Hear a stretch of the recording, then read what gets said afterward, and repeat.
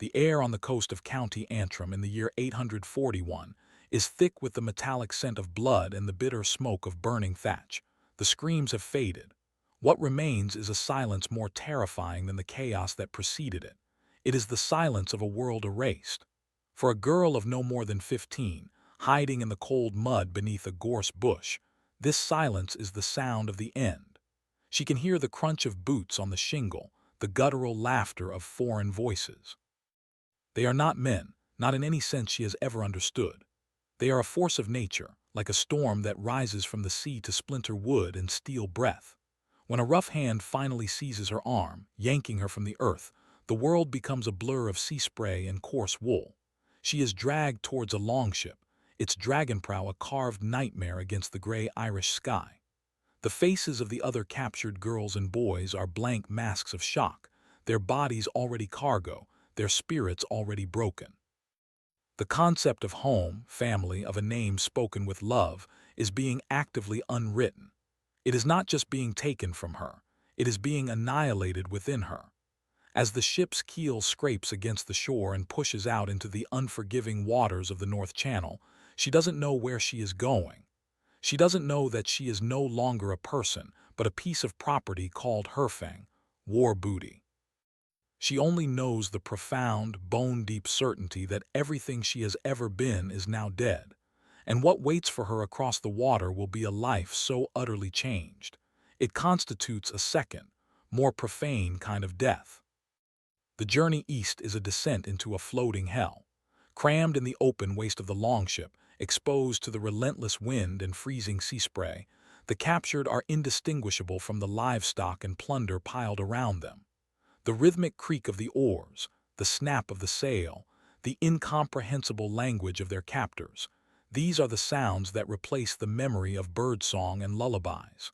For the women, this journey is a terrifying prelude. They are the most valuable part of the cargo, their worth measured not in strength for labor but in flesh for service and reproduction. The Norse world they are sailing toward is a society built on a rigid, brutal hierarchy. At the top are the jarler and carler, the nobles and the free farmers. At the very bottom, in a pit of legal and social non-existence, is the trail, the thrall. An ambot, a female thrall, was a thing, an object. Her body was not her own. On this ship, that legal reality becomes a physical one. The forensic evidence for this brutal transition is subtle, but it is etched into the bones unearthed a millennium later. A 2018 study from the University of Oslo examining Viking Age female skeletons from across Norway found a disturbing pattern of healed trauma, broken arms, fractured ribs, injuries consistent with endemic violence, suffered long before their final deaths. The nightmare did not begin upon arrival. It began on the waves, in the cold, dark limbo between a life that was stolen and a life that was imposed. Their destination was not just a new land, but a new legal and spiritual category, a state of being so low it was barely considered human. What awaited them was not a new home, but a market. Imagine the trading emporium of Birka on the Swedish island of Björkö around the year 900. It is a chaotic, thriving hub of international commerce. Furs from the north, silver dirhams from the Abbasid Caliphate, silks from Byzantium. And standing on wooden platforms, shivering in the cold Scandinavian air, are lines of human beings. This is the endpoint of the raid, the place where terror is converted into currency. Arab diplomats and merchants who witnessed these markets, like Ibrahim al-Tartushi and Hedeby, left chillingly dispassionate accounts. They describe the sale of people from the north, especially the Sakaliba, a term often used for the Slavic peoples captured in vast numbers along the river routes of Eastern Europe. The girls and women were stripped, inspected like animals, their teeth checked, their bodies prodded. Their value was calculated based on their youth, their health, and their perceived beauty. A young Irish girl with rare red hair or a skilled weaver from the Slavic lands would fetch a high price in silver. She could be sold to a local chieftain to serve in his longhouse, or she could be sold to traders heading east, destined for the slave markets of Constantinople or Baghdad. The sheer scale of this trade is staggering. It was not an incidental byproduct of raiding. For many Viking chieftains, It was the primary economic driver. Archaeological evidence from major trading sites consistently reveals goods from far-flung locations, purchased with wealth generated in large part by the trafficking of human lives. For the captured girl, this was the final humiliation, to have a price placed on her soul, to be bartered for, and sold into a servitude from which there was almost no escape. Once sold, the captive girl's existence was governed by a legal framework of absolute ownership.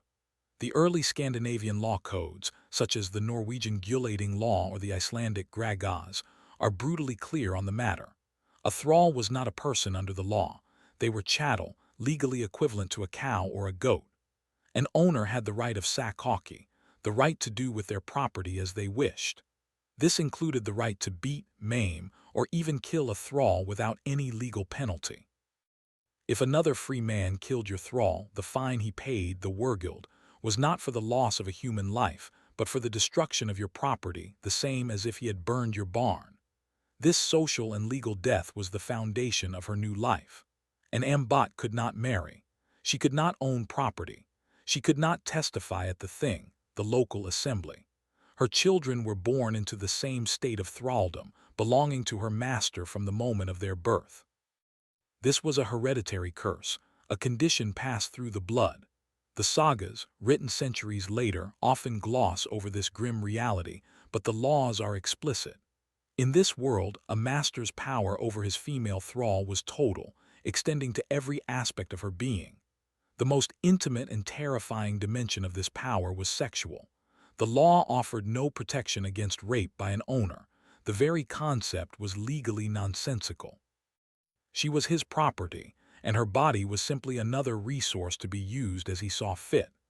This relentless, institutionalized violation was not a bug in the system. It was the system itself. The bones cannot speak of this specific trauma, but the law codes provide a cold, written testament to the nightmare. The longhouse was the heart of the Viking farmstead, a microcosm of their society. For the Ambot, it was a prison without walls. Her life was a relentless cycle of grueling labor, beginning before the sun rose and ending long after it set. Her primary task was often the grinding of grain on a heavy quernstone, a backbreaking process that could take hours each day. Forensic analysis of female skeletons from this period, detailed in works like Neil Price's The Viking Way, often reveals severe arthritic damage in the knees and lower back, a direct result of this repetitive, strenuous work. She would also be responsible for weaving on the warp-weighted loom, cooking, cleaning, tending the fire, and serving her master's family and guests. She was the first to rise and the last to sleep, subsisting on the poorest food and sleeping on the cold floor, often near the livestock with whom she shared a legal status. This physical hardship was compounded by constant psychological torment. She was an outsider, a spoil of war in a tight-knit clan society. She likely did not speak the language, at least not at first, and her foreign customs and appearance would have marked her as other. The sagas hint at the tensions this created. In the Laxdæla saga, the enslaved Irish princess Melkorka pretends to be mute to hide her noble origins, a rare instance of agency in a world designed to crush it. For most, however, life was a state of perpetual vulnerability, subject to the whims, tempers, and desires of every free person in the household. The nightmare was not a singular event of shocking violence, but the slow, grinding erosion of the self, day after day, in the smoky darkness of the longhouse. For centuries, the story of these captured women was known only through the biased lens of sagas and the cold text of law. But in recent decades, forensic science has begun to unearth their silent testimony from the grave. The key has been strontium isotope analysis. Strontium is an element found in rocks and soil that enters the food chain and becomes fixed in human tooth enamel during childhood. By analyzing the specific isotopic signature in a tooth, scientists can determine the geological region where a person grew up. This technique has revolutionized our understanding of Viking Age migration and society. Excavations across Scandinavia and the Viking colonies have yielded astonishing results. A landmark 2021 study published in the Journal of Archaeological Science, analyzing burials from a pagan graveyard in Ketilstaðir, Iceland, found that a significant percentage of the female graves contained individuals whose isotopes showed they were not native to Iceland. They came from Scotland, Ireland, or other parts of the British Isles. Similar findings have emerged from sites in Norway, Sweden, and the Orkney Islands. These women were not willing migrants. They were the physical evidence of the raiding and slaving economy. The science corroborates the darkest reading of the historical sources. It proves that the Viking expansion was not just a movement of men seeking land and glory. It was fueled by the systematic capture and transportation of women. If you value documented history that pulls truths from the very bones of the earth, subscribe to The Sealed Room. The scientific evidence allows us to reconstruct realities far more disturbing than any legend. Within the brutal system of thraldom, there existed a complex and paradoxical role, the concubine or frilla. A captured woman who was young and attractive was often taken into her master's bed. This was not a position of honor. It was a formalization of her sexual servitude. Yet it could offer a precarious path away from the lowest rungs of servitude. A frilla might have better food, better clothing, and be spared the most grueling physical labor. Her primary function was to bear children. In a society obsessed with lineage and legacy, producing a healthy son could elevate her status within the household, though never to that of a legal wife. Her children, however, would be born into a legal gray area. They were not thralls, but they were not fully free either. Their status was often dependent entirely on the whims of their father. If he chose to acknowledge them, they might be raised as part of the family, with a chance to inherit property or status. If he did not, they could be cast out or remain in a state of semi-servitude. The sagas are filled with the stories of these children and their mothers. The aforementioned Melkorka in Laxdæla saga eventually has a son, Olaf the Peacock, who becomes a great Icelandic chieftain. But her story is the exception, a narrative likely romanticized over centuries of retelling. For most, the position of frilla was a gilded cage. It offered the illusion of intimacy but was built on a foundation of non-consent. It was a constant reminder that her ultimate value was tied to her womb, a vessel for her master's lineage, with no guarantee of safety or security for herself or the children she was forced to bear. The ultimate expression of a master's power was not control over a thrall's life, but control over her death. The most macabre and contested evidence for the fate of captured girls comes from accounts of ritual sacrifice. The most famous and detailed account is from the Arab diplomat Ahmed ibn Fadlan, who in 922 witnessed the ship funeral of a chieftain among the Rus Vikings on the Volga River. He describes a complex, week-long ritual that culminated in the death of a volunteer slave girl who chose to accompany her master into the next world. Ibn Fadlan's account is harrowing. The girl is passed from tent to tent, having ritual sex with the chieftain's men who tell her, "Tell your master I did this only for love of him." She is given intoxicating drinks, made to sing songs, and then at the climax of the ceremony, she is brought to the ship where her master's body lies.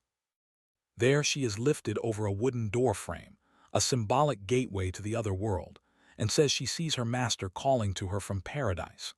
This narrative of a willing victim, eager to join her beloved master, must be viewed with extreme skepticism. She was a captured girl, a slave, surrounded by her captors, likely drugged and psychologically coerced. The choice she was given was almost certainly an illusion, a piece of ritual theater designed to legitimize a brutal act of murder. Was this a common practice? That is the subject of fierce academic debate. While Ibn Fadlan was describing the Rus in the East, the underlying beliefs were not alien to Scandinavian paganism. Let us look closer at the forensic details of the ritual Ibn Fadlan described. After the girl's symbolic journey over the doorframe, she was led to the death ship. She was given a final drink, sang a final song, and was then taken into the tent on the ship where her master's corpse lay. There, two men began to strangle her with a rope, while an old woman, a ritual specialist described as the Angel of Death, stabbed her repeatedly between the ribs with a dagger. The combination of strangulation and stabbing was likely symbolic, a ritual killing by multiple means to ensure a potent passage to the afterlife. The purpose of this profane act was rooted in Norse cosmology. The dead did not simply vanish. They traveled to another realm, and powerful individuals were believed to require servants and companions on their journey. Sacrificing an ambot was a way of ensuring the chieftain's comfort and status in the next world. It was the ultimate status symbol, a demonstration of wealth and power so great that one could afford to destroy the most valuable of property, a human life, for the sake of post-mortem convenience. Archaeological evidence for such practices in Scandinavia itself is ambiguous but unsettling. The famous Oseberg ship burial in Norway, dated to 834, contained the skeletons of two women. One was an older, high-status noblewoman. The other was a younger woman with a broken collarbone and humbler DNA, long suspected to be a sacrificed attendant.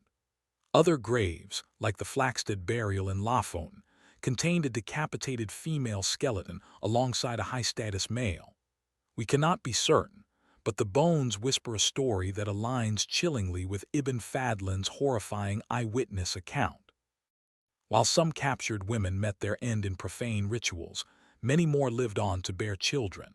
The fate of these children, born of a free father and an enslaved mother, represented a deep social and genetic disruption in the Norse world. They occupied a liminal space, belonging to neither the world of the free nor the world of the thrall. Known by terms like Leyfinger or Leysingi, they were technically freedmen, but their mother's status was a permanent stain on their honor.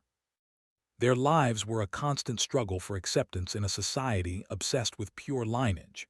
The sagas, for all their focus on heroes and chieftains, are haunted by these figures. They often appear as disruptive forces, driven by ambition to overcome the shame of their birth, or as tragic figures, never fully accepted by their paternal kin. This reality is a far cry from the popular image of Vikings as a homogeneous, pure-blooded people. The settlements of the Viking Age were, in fact, genetic melting pots, but this mixing was rarely the result of a peaceful union. It was the product of systemic sexual violence on a massive scale. The legacy of this is not just social, but biological.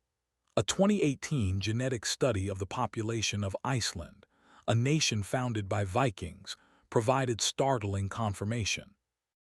The analysis, published in the journal Cell, revealed that while the majority of the founding male population had Norse Y chromosomes, over 60% of the founding female population had mitochondrial DNA of Gaelic origin, from Ireland and Scotland. This is a stark genetic echo of the raids. It is the permanent biological signature of countless captured women, whose names are lost to history, but whose DNA tells the story of their forced migration and survival against all odds. Was there any hope of escape? For a captured girl, the odds were astronomically against her. She was in a foreign land, thousands of miles from a home that may no longer exist. She was a marked woman, her accent, clothing, and appearance instantly identifying her as a thrall. Even if she could somehow slip away from the farmstead, where would she go? The Scandinavian landscape itself was a prison of dense forests, treacherous mountains, and frigid fjords. The sagas, which are filled with tales of daring journeys and heroic feats, are conspicuously silent on the topic of successful slave escapes. The penalty for being caught was severe, likely torture and a brutal death, serving as a terrifying example to others. Resistance was more often small, desperate, and subtle. It could take the form of feigning illness, working slowly, or breaking tools. In the saga of Grettir the Strong, a pair of thralls are tasked with keeping a fire lit through the night. They let it go out in defiance, an act of negligence that leads to a chain of catastrophic events. This is telling. Even a minor act of insubordination by a slave could have epic consequences, revealing the underlying tension and fear within the household. The most famous story of escape is, again, Melkorka's. After her son Olaf grows up, he sails to Ireland to find her family, and she is ultimately acknowledged as an Irish princess. But this is saga, a semi-mythological story designed to give its Icelandic audience a noble Irish lineage. For the vast majority of the thousands of real women like her, there was no long-lost royal family, no heroic son to save them. There was only the longhouse, the quernstone, and the cold earth of a foreign grave. The stories of these women were written not in runes, but in bloodlines. The most profound and enduring evidence of their fate is encoded in the DNA of modern North Atlantic populations. When geneticists map the genomes of people from Iceland, the Faroe Islands, Orkney, and Shetland, a clear and dramatic pattern emerges. The paternal lineages, traced through the Y chromosome, are overwhelmingly Scandinavian. The maternal lineages, traced through mitochondrial DNA which is passed only from mother to child, tell a completely different story. They are predominantly from the British Isles, particularly Ireland and Scotland. This genetic asymmetry is the unassailable forensic proof of the Viking Age slave trade. It is the population-level result of Norsemen raiding, capturing local women, and establishing families with them in new lands. It is a genetic testament to a founding population composed of Scandinavian men and captive Gaelic women. The numbers are not trivial. In Iceland, the foundational data suggests that for every Norse woman who settled the island, there were perhaps 2 or 3 Gaelic women. This is the echo of the longships, the biological residue of a violent and exploitative system. The nightmare of the captured girl did not end with her death. It became a permanent part of the genetic tapestry of the nations that rose from the Viking colonies. This scientific fact provides a somber counter-narrative to the heroic myths of exploration and settlement. It forces us to acknowledge that the story of the Vikings is inextricably linked to the story of the women they enslaved. Their voices may be lost, but their legacy is undeniable, carried in the very cells of their descendants today. What brought this age of institutionalized brutality to an end? The answer is complex, but it is deeply tied to the arrival of a new god. The conversion of Scandinavia to Christianity during the 10th and 11th centuries was a seismic cultural shift. While often driven by the political ambitions of kings seeking to consolidate power and emulate their southern European counterparts, the new religion brought with it a radically different worldview. Christianity introduced the concept of a universal soul, that all people, free or enslaved, were equal in the eyes of God. The Church officially condemned the enslavement of fellow Christians, a doctrine that slowly but surely dismantled the ideological foundations of the old slave trade. The pagan cosmology, with its acceptance of human sacrifice and the absolute chattel status of the thrall, was replaced by a faith that, in theory, offered spiritual personhood to everyone. This is not to say that servitude vanished overnight. A form of serfdom persisted for centuries, but the large-scale, industrial raiding and trafficking of human beings as pure property began to decline. Kings like Olaf Tryggvason in Norway and Olaf Skirtkonung in Sweden used the new faith to impose a new moral and legal order. Killing a thrall was no longer a matter of property damage. It was now a sin. The establishment of bishoprics and monasteries created new centers of power that challenged the old chieftain-based system. The era of the dragon ships, funded by the sale of captured girls, was drawing to a close, replaced by an era of church bells and stone crosses. The Christian conversion effectively drew a veil over the pagan past. The sagas, written down by Christian scribes in Iceland 2 or 3 centuries after the events they describe, often present a sanitized or romanticized version of their ancestors' world. The grim realities of slavery were often downplayed or cast in a heroic light. The true story, therefore, must be painstakingly excavated from the cold earth. And sometimes, the earth yields a find so enigmatic and disturbing it defies easy explanation. Consider the deviant burials. Across the Viking world, archaeologists occasionally unearth skeletons that have been treated in bizarre and violent ways post-mortem. A female skeleton found at the edge of a settlement in Trainen, Scotland, dating to the 10th century, was buried face down, with her hands possibly tied. In other sites, bodies have been found weighed down with stones or decapitated with the head placed between the legs. Were these executed criminals, feared witches, or were they thralls whose deaths were as marginalized as their lives? A face-down burial may have been a profane ritual to prevent the spirit from returning to haunt the living. A woman who was seen as a troublesome outsider in life might be deemed a supernatural threat in death. These forgotten graves, located on the fringes of communities, speak to a deep-seated fear. They are the archaeological manifestation of a person deemed other, cast out both socially and spiritually. We can analyze the bones for isotopes and trauma, but we can never know the specific story of the woman buried there. We are left only with the macabre evidence of her final, violent exclusion from the human community. The nightmare for a captured girl in the Viking Age was not a single, definable horror. It was a complete and total unraveling of the self. It began with the obliteration of her world by fire and steel.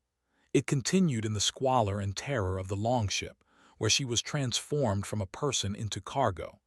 It was codified in a legal system that designated her as livestock.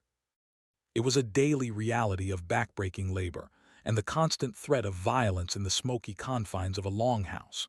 For some, it was the paradox of the concubine, a life of forced intimacy where her only value lay in her womb. For a few, it was the ultimate terror of the sacrificial knife, her life extinguished to serve her owner in the next world. Her children were born into a legacy of shame, and her death often resulted in a profane burial designed to contain her angry spirit. This history is not loudly proclaimed in the heroic verses of skaldic poetry. It is a whisper, found in the isotopic ratios of tooth enamel, in the arthritic scarring on a skeleton's joints, in the genetic code of modern nations, and in the chilling silence of a deviant grave. To understand the Viking Age, we must look beyond the swords and the sagas. We must look into the darkness, into the lives of the countless, nameless women upon whose broken bodies the wealth and power of the Norse world was built. Their story was unearthed, piece by painful piece, from the cold, unforgiving earth.